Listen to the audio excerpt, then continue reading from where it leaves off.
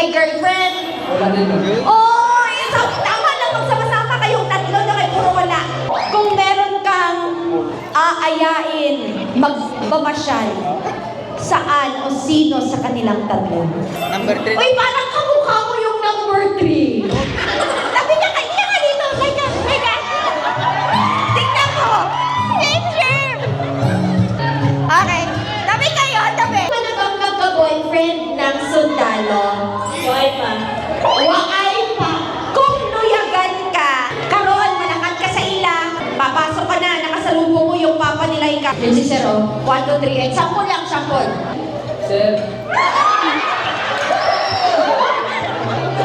Salot. May dalawang ko chocolate. Ang cute ni Jane.